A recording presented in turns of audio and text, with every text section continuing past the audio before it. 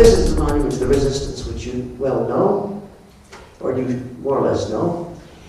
Now this piece, which is, it has some hammering in it, but it's all, well, I really should tell you, again, the heart of this is, it was a competition to do a monument to the resistance. And the whole business of getting a feeling for what the resistance was or finding out about it, to say something to people about a subject that is a precious subject to them all. It's something of the past. It has to do then with commemorative sculpture. But it gives you an idea of the drawing board and of the massive drawings that were necessary. A big piece like that, it's never seen until it's put together. It has to be first drawn out, and the plans have to be followed to the letter to get from something that's this high to something that is ended up being 44 feet high. So you never know what it's going to do. You really have to trust the drawings, and you have to trust the accuracy and the precision of your work. And you never see it until it's all put together again. It's a sensation of something that disappears into mathematics. It becomes invisible before you ever see it again. And that was, to me, one of the great adventures of doing this piece. It's basically in,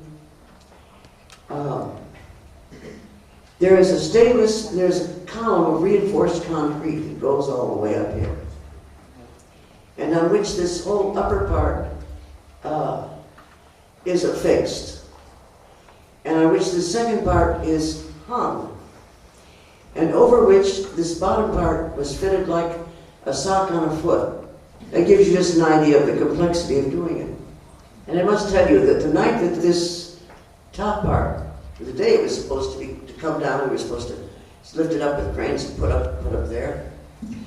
First of all, the truck that was carrying it, they had measured the height of the bridge on one side, but not on the other. So it went under the bridge and it got stuck coming out. And here were all the people from the town hall down there saying, well, where is he? Where? I said, he'll get here, he'll get here. And so he did. About 8, somebody stopped at the red light saying it's stuck back there at the bridge. Well, he did get there about 8 o'clock. And then he got it into the slings and took it up there. And my husband kept trying to tell him, move the slings, change the angle. He wouldn't do it. He kept putting it down, the foot that goes down, went down a hole and got bolted down. And the foot wouldn't go on the bolts, or it would get on there, but since it wasn't at the right angle, they couldn't push it back to tighten down the bolts. And at 11 o'clock at night, the transporter leaves it hanging there in its slings and says, I'm going to dinner. And the people from the town hall who were still there, they were absolutely horrified. I said, aren't you going to say it? I said, if I say anything to him, he may just walk off the job. He was one of the best art transporters, he was the best I knew. And he never left a problem unsolved, but he really had it with this thing. When he came back from dinner at 1 o'clock in the morning, I'd been sleeping in the car, and Kenneth said, oh, my husband had said, oh, we can leave it till tomorrow. I said, Kenneth, no, we can't. Because he knew that this part up here, it had to be absolutely horizontal. If it was tipped, it was really kind of the sculpture couldn't come across. We both felt that. I said, Kenneth, if there's a mistake and if it's not right, we can do absolutely nothing about it, because the inauguration was 24 hours away. It would have been hard to do anything about it anyway. It would have been a big job to take it apart and get the thing turned right. Anyhow, let's not even think about it. I said, no, we're going to go through with it. We can do nothing about it now. And when they came back at 1 o'clock in the morning, the transporter changed the supports under the thing, the slings, by just the degree Kenneth wanted to, and they took it up and dropped it in the hole and bolted it down. It was done. Anyway, that's one of the funny there were some very funny and other rather dramatic incidents that occurred with the building of this, but I think that too much time has gone by. Oh, you could see the tips of the flags the day of the inauguration, which I enjoyed enormously, of course. And I just thought I'd just put these in because it shows some of the geometry of the bottom of it. They wanted granite to be included. So there was quite a trick in cutting all that granite that fits behind the stainless steel wing, but there are too many stories to tell, too many. But this is where the name of the piece is, Homage to the Resistance, 1939 to 1943. And on the bottom, in a piece of black granite, there is written, "If the echo of their voices fades, we will perish."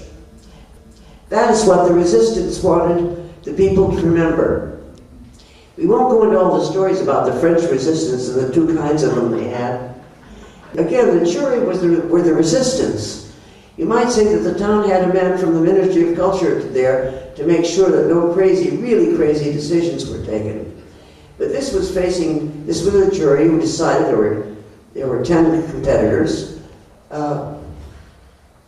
who would do this commission, and that was the text they wanted on it. So that working for those people, I must take a minute to tell you what I would call to be the argument of the piece.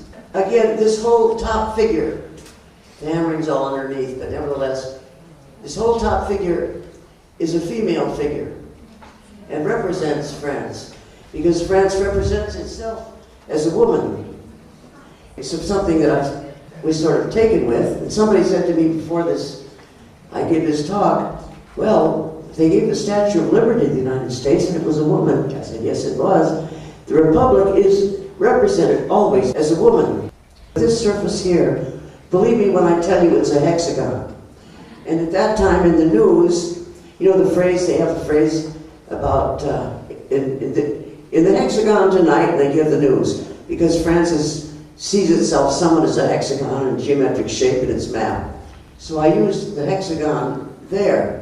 The whole idea being the thrust of a certain, and I used these wings with the idea almost of a reference to space and the escape of the essential element, which of course was referenced by Fred. Well, I've just given you an argument, the argument of the piece, to tell you only that sculptors must live in content with these things, and I consider it to be a privilege and an honor to do so.